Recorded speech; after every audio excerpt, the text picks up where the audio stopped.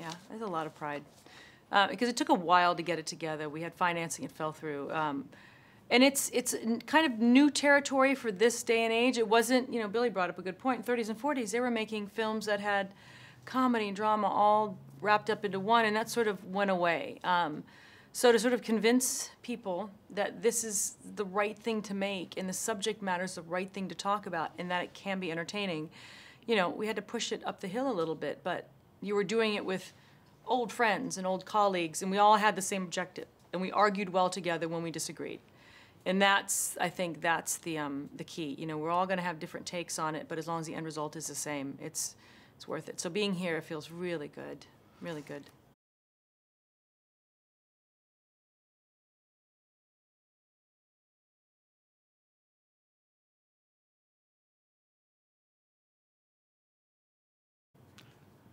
It's funny, when they would say cut, we sort of relate to each other in a friendly way, the way we did in the not as friendly way in the movie. In other words, we kind of talk to each other and sort of, you know what I'm saying? I have no idea where you just went, but I'm being patient and hoping you're gonna. Well, no, I'm saying that Pat and Jane have a very easy rivalry. In other words, they just go back and forth just like old hat, you know what I mean?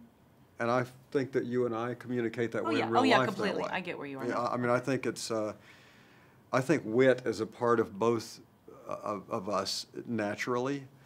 And so I think probably it was so well written and it was there already. I think if it hadn't been, we would have still kind of done it that way.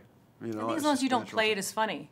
It's just you're stuck between a rock and a hard place. It's the bad accident of a moment that like someone falls down the stairs and you're laughing and you feel bad, but you're like, don't let them see me laughing, but this is kind of funny, as long as they're not seriously injured.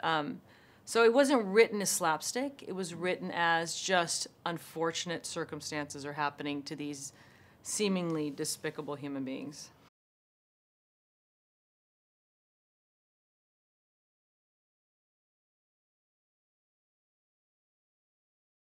She was written so beautifully, layered and textured like that, that, you know, you just, it's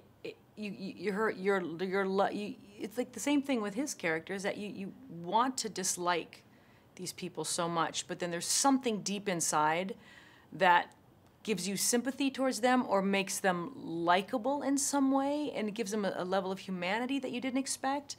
But in that world, you have to have it. You're manipulating people. You have to have something in there that they allow themselves to be manipulated by. So it's just whatever human spark there is to these people. It's they know what they're doing every single second. Every single second, they know exactly how they're playing you.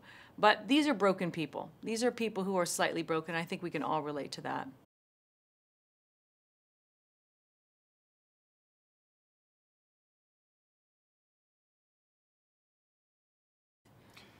You know, I like to shoot in places.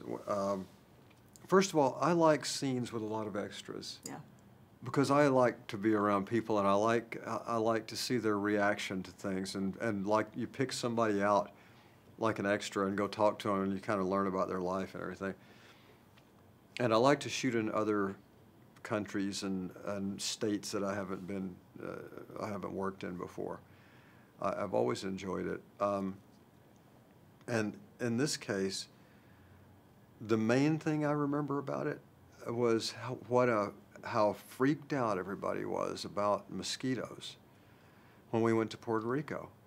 It was, you know how in the beginning of a movie they give you the sheet that says don't wander off the property because there are rattlesnakes or whatever it is. Yeah. We had mosquito information that was like an encyclopedia. The dengue fever and the chikungunya epidemic. Absolutely. And so we were terrified we were all going to die. Yeah. And I think I kind of fueled that fire. I think I was responsible for the paranoia. But I mean, it was like I was terrified. But I'm allergic to everything, and so I wouldn't let them put any mosquito repellent on my clothes. And I thought, well, this is it. I'm gonna die. Yeah. This is my last movie. Yeah.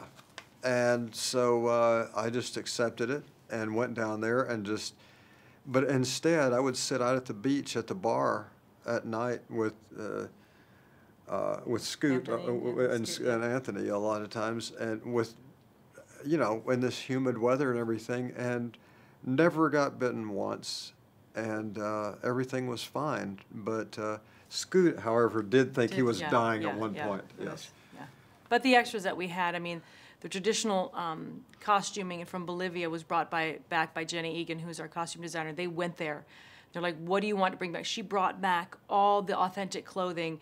And then I was like, bring me back bags of plantain chips because my character's going to eat that. So they, cases of stuff from Bolivia. They literally went and exported police uniforms, things that, so you had that, even when we weren't in Bolivia, we had that texture and that authenticity there at all time, whether we were in New Orleans, whether we were in Puerto Rico. Of course, when we were in Bolivia, you had all the layering right there. But just a really, you know, and the poor extras also had to wear the layering. The film was set in winter, yet we were shooting it in 90-degree weather. It was not comfortable.